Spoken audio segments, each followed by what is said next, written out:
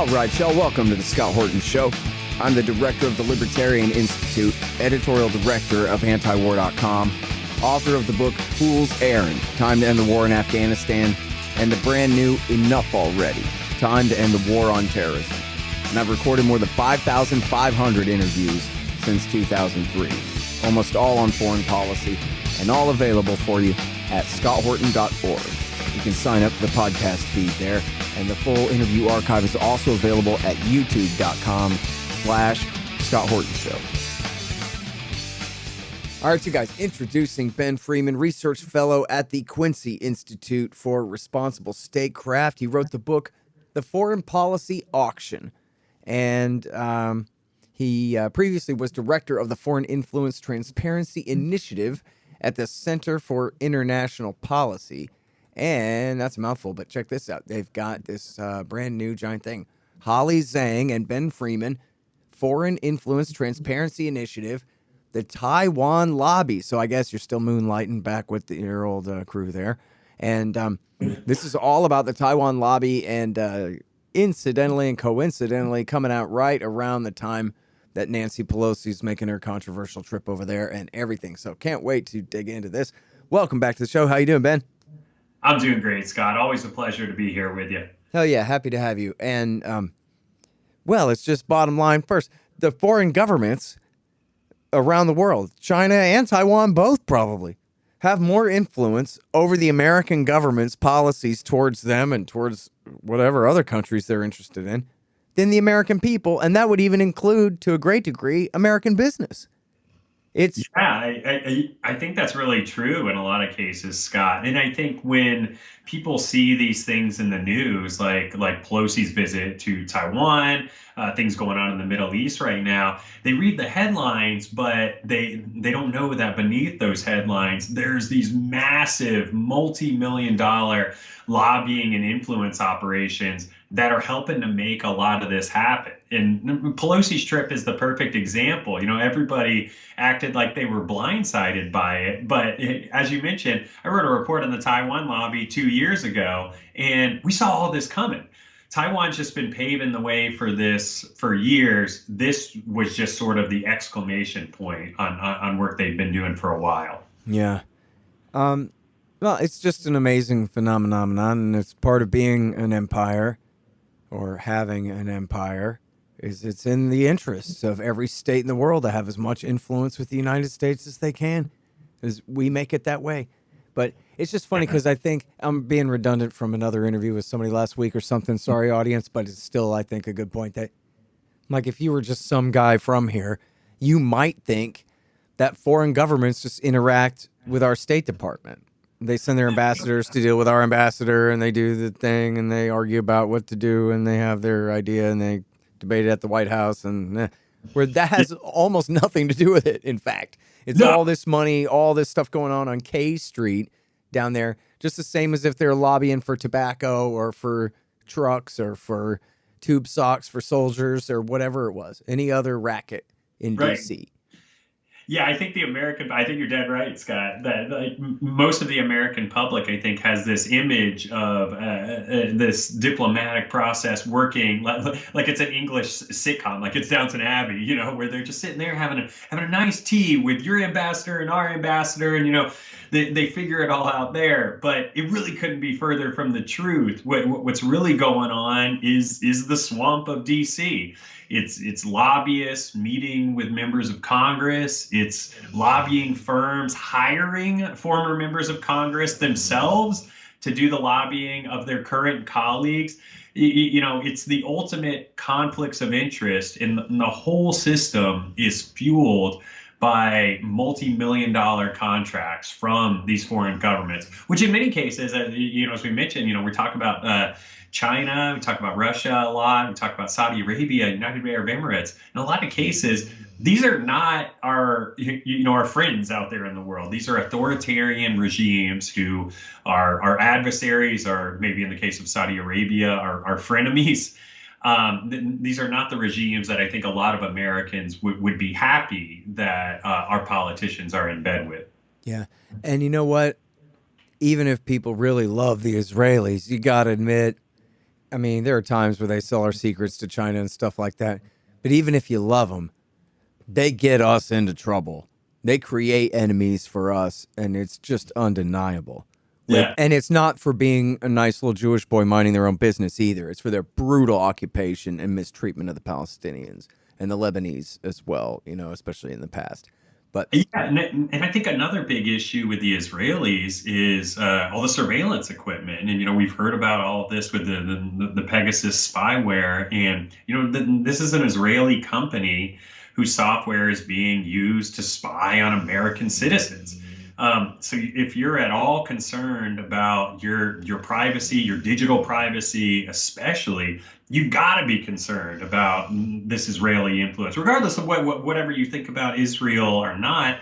Then the fact that we have somebody who is supposed to be, this vaunted U.S. ally that's using this sophisticated technology to spy on American citizens, I think that should trouble anyone here in the U.S. yeah. Well, and I'm sorry, I got to bring it up. Though, just the entire schism in the Middle East. They got us fighting on bin Laden's side against the Shiites, even though it wasn't Hezbollah what knocked our towers down.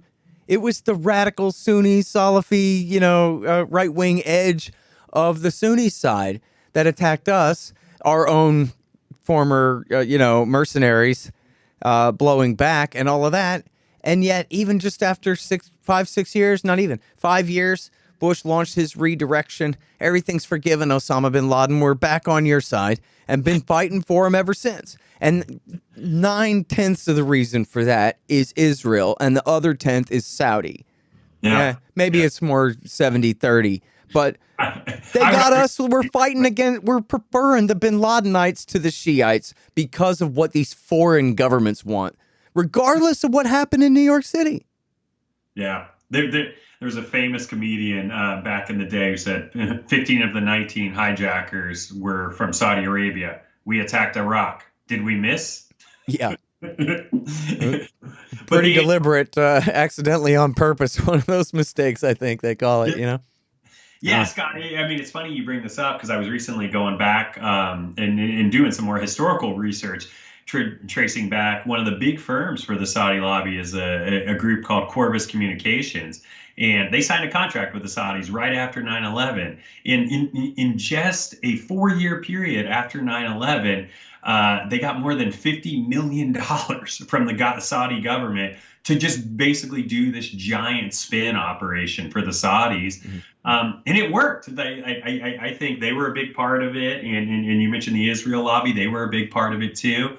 But putting the money into these influence campaigns, I think it really does work. And the Iraq War is the perfect example of just how damaging and disastrous that can be for U.S. foreign policy.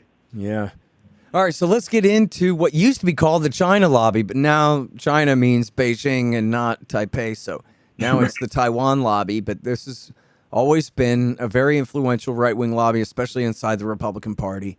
But they've got a lot of money, and they've been going to work, and you wrote a gigantic PDF all about it with your co-author here. So please take us through it, sir. Yeah, sure. So we took a hard look at the Taiwan lobby because we, much like we're talking about with the Israel lobby, sometimes our friends out there in the world, they can get us into trouble too. And nobody had really taken a hard look at what Taiwan was doing here in the U.S. in terms of its influence. There's all this talk about China's influence and everything, and I think it's justified. China does have a ton of influence here. But I think we also need to take a hard look at our allies, too, and see what they're doing to get us into trouble. So what we found was Taiwan was doing quite a bit. And we found, for example, that since 2016, they've spent more than $20 million on lobbying and influence operations here. And a lot of this is congressionally focused. And in fact, we found that they've had meetings or telephone calls or emails with more than 90% of all members of Congress. So the vast, vast majority of members of Congress, they or their staff have been touched in some way by Taiwan's lobbyists. And we found that in many cases, their work was successful. For example, a couple of years ago, they were really reaching out to Pelosi's office, trying to secure a meeting with the president of Taiwan and the speaker, and they were successful. They ultimately got the meeting. Pelosi met with the president, and so now when you fast forward from that to this recent trip, you see how this lobbying and this influence really helps to pave the way for some of the most pivotal moments in this U.S. foreign policy process. And another facet that we delved into a little bit, my wonderful colleague Eli Clifton at the Quincy Institute, he's done a lot of great work on this too. Oh yeah. Is Taiwan's influence at think tanks. Eli has a great piece up on responsible statecraft about exactly this. And man, they throw money at the lobbying firms, but boy howdy, do they throw some money at think tanks too. And it's some of the biggest players in the think tank space too. It's places like Brookings, Center for American Progress, Hudson Institute. They've all received hundreds of thousands, in some cases millions of dollars from the Taiwanese government. And what we found recently, particularly following Pelosi's trip, is that these same think tanks that are getting big bucks from Taiwan, they're also the same think tanks that are making light of Pelosi's trip and that are providing her some cover fire for this very risky trip. Saying things like, "Oh, it's no big deal that China's running these military operations." "Oh, everybody just needs to calm down about Pelosi's trip," when I think most Americans and frankly most foreign policy folks in D.C. were looking at this trip and going, why? What did the U.S. get out of this, and why would we do something so provocative? Mm-hmm. I think the answer for Pelosi and what we know from our research is that what she got and what paved the way for this trip was the Taiwan lobby. What were these lobbyists and were these think tanks that are in part funded by the government of Taiwan? Mm-hmm. All right. So her previous scandal from just a couple of weeks ago was her husband investing in NVIDIA, I believe it was, one of these powerful chip firms, right before the Congress announced this bill for massive new subsidies in the name, I think, of bringing them home from Taiwan. So that we're not so dependent on Taiwan in case China invades them. But anyway, then they got a big stock bump, and everyone could tell the obvious conflict of interest in insider trading, which is illegal for Americans unless you're a congressperson. And so Pelosi got away with it. But then, so she goes straight to Taiwan, where they make the chips. And in fact, then the New York Post has a thing about how she had her son with her, and he's a big investor in a Chinese company, which they didn't, I don't believe, explicate a direct conflict of interest there. If anything, it seemed like the conflict would go the other way, unless he knows something we don't about an upcoming merger between companies or some kind of thing. I don't know.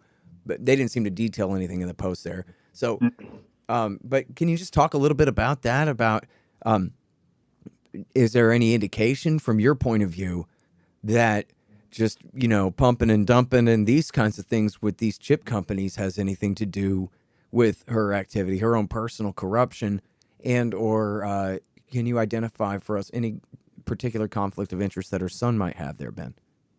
Yeah. All good questions. Unfortunately, my knowledge of the stock market is very limited, and I did dive into this a little bit when in the FARA filings, and I didn't find any smoking guns there or anything that would shine any more light on this. But I will say that having kept an eye on Pelosi's her exquisite stock trading skills, I would say if any of us wants to get rich, just follow her moves. Follow those portfolios, because I think it's clear she either has a crystal ball going or there's something else going on that has made her stock portfolio very, very lucrative. Yeah. Well, yeah, I'm going to have to say it's the corruption there. At the Libertarian Institute, we publish books, real good ones.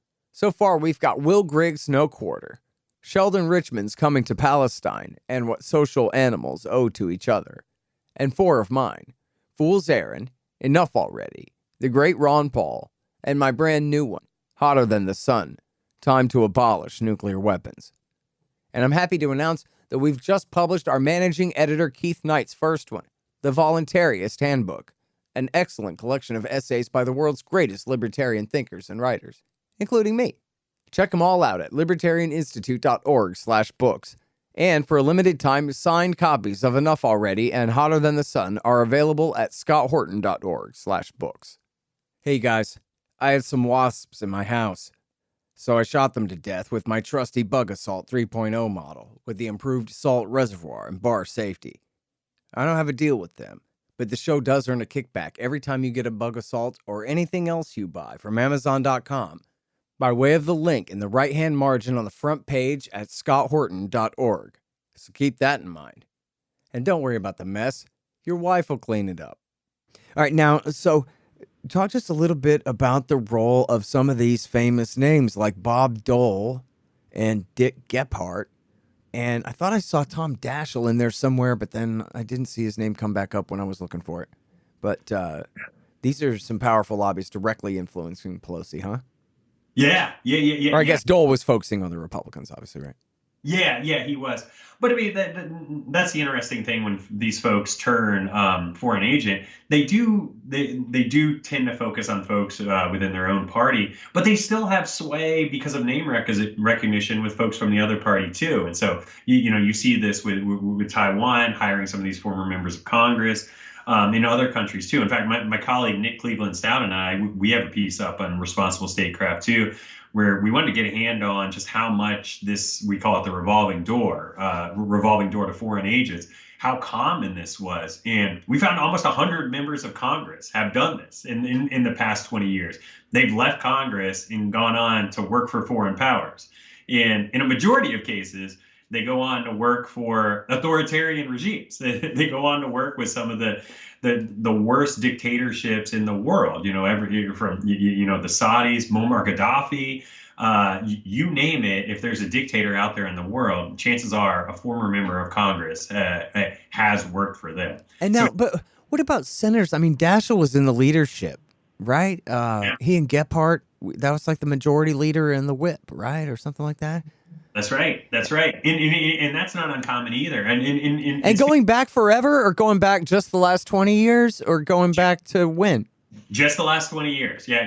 We only looked at, I believe it's to either 2002 or 2003. I mean, but do you have any indication of whether this is how it's always been in the 90s and 80s and 70s before that U.S. senators would just go sign up to represent foreign governments lobbying in America? Yeah. It's happened before too. We didn't do our quantitative analysis. Didn't go back that far. Right. But yeah, we have anecdotal examples going back to World War II even. So the Foreign Agents Registration Act, which is my bread and butter, goes back to 1938. And we've got examples even during World War II of folks that were former members of Congress and who went on to become lobbyists and propagandists registered under the Foreign Agents Registration Act. Even that long ago. So, this is a decades-old thing that just keeps coming to prominence more and more. Yeah. It's funny. I mean, I guess the only thing that would stop that would be a law that these people would have to pass against themselves, which they're not going to do. Right. Or some kind of cultural moray against this sort of corruption and conflict of interest and, like a feeling of... a consensus of dishonor about someone who would do such a thing. How could you be Tom Daschle, the majority leader of the Senate, and then turn around and sell your influence to foreign states? Yeah. It's insane. It sounds, in what world is this perfectly normalized? I guess this one. But it sounds to me, just on the face of it, like the most blatantly corrupt and dishonorable and shameful and unpatriotic thing for somebody like that to do. I don't know, some schmuck congressman I've never heard of. I don't know. But a U.S. senator, the majority leader of the U.S. Senate? Right. And it's not uncommon either. We have all these examples, former heads of the foreign affairs committees too. Ed Royce, for example, Ileana Ros-Lehtinen, they're all working as foreign agents for dictatorships now. Pelosi, speaking of Pelosi, her former chief of staff, Nadim El-Shami, he's now a lobbyist for the dictatorial government in Egypt. So you go across the board. It's the most high profile members of Congress and their staff that are becoming these foreign agents, cashing out and making millions of dollars to, in fact, literally work for dictators. Mm-hmm.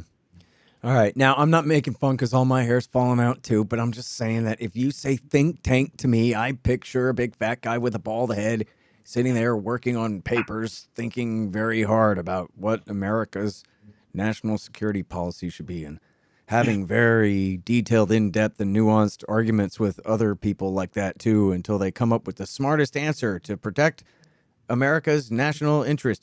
But you're telling me that when it comes to weapons sales, and by weapons, we mean F-16s and sea missiles, sea skimming missiles and this kind of thing, that these policies are decided essentially by the salesman first and the foreign government first, and then they only essentially launder their motive through said eggheads and make it seem like this was somebody's smart idea rather than someone's just project for either their foreign national interest or their domestic financial one. Right. Right. Yeah, I think when you were first talking about think tanks, with the the fuzzy-headed guy just reading his book, I think that's what I like to call think tanks in theory. That's what we would like to believe think tanks do, and I think a lot of these more on the take think tanks would like you to think that they do, but in reality, it's what you described there, Scott. It's the think tanks in many cases. They're doing a lot of activities and work that looks a lot like what these foreign governments, lobbyists, and PR pros are doing.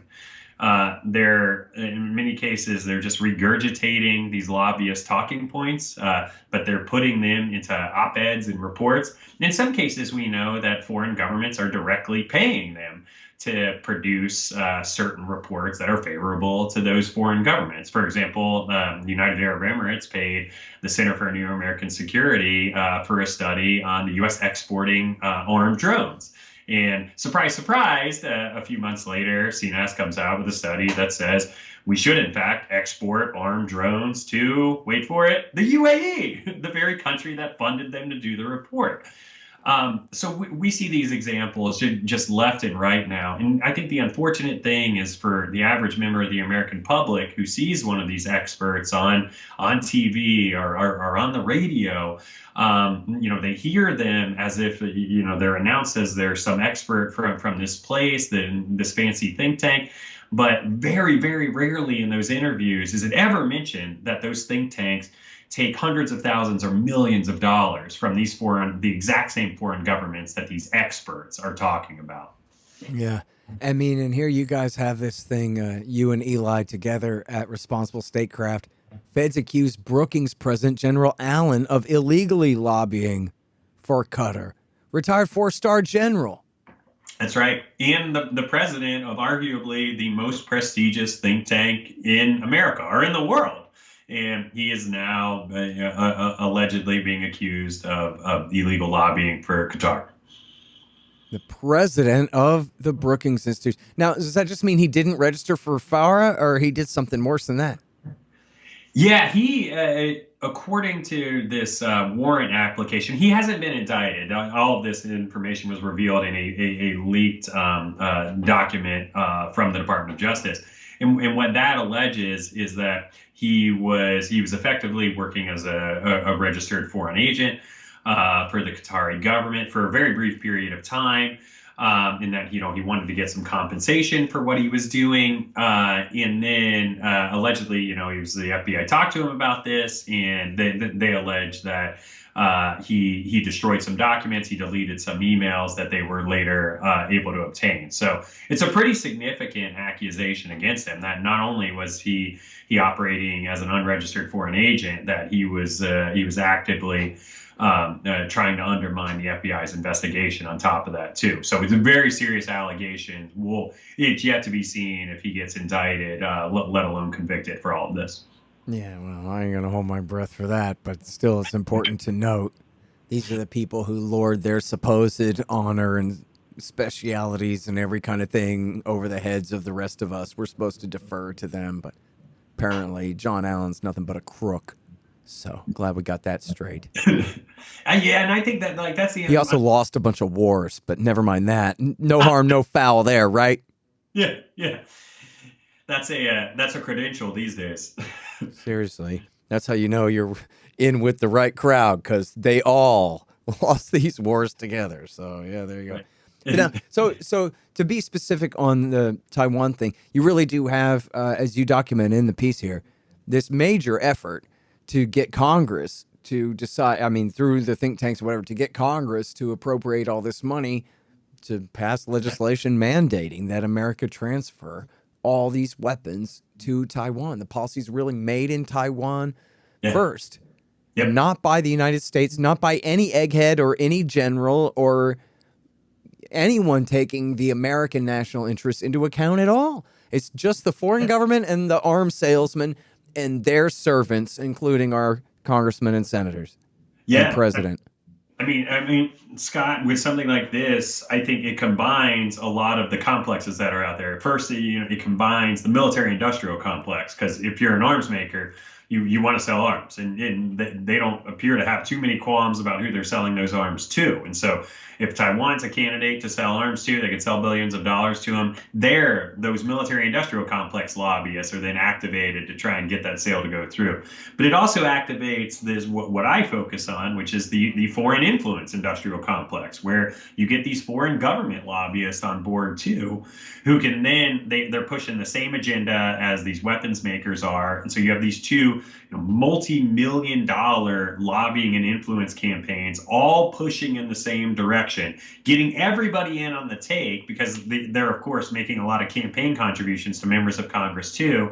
And then, as we discussed before, they're hiring them after they leave office as well. So everybody in the little DC bubble is in on the take. And at the end of the day, the American people have to pay the price for this in a much more aggressive and unrestrained U.S. foreign policy. Yeah, man, oh man. Well, thank goodness we've got you guys keeping watch on them, and like a hawk too, but the good kind of hawk. So we really appreciate it, Ben. Yeah, thanks, Scott, as always. Pleasure. Absolutely. All right, you guys, that is Ben Freeman. He's over there with the great Kelly Vlahos and Andrew Basovich and Trita Parsi and Eli Clifton and William Hartung and the great crew at the Quincy Institute for Responsible Statecraft. Here he co-authored this new study with Holly Zhang. It's called The Taiwan Lobby. It's for the Foreign Influence Transparency Initiative at the Center for International Policy. The Scott Horton Show, Anti-War Radio, can be heard on KPFK 90.7 FM in LA, APSradio.com, antiwar.com, scotthorton.org, and libertarianinstitute.org.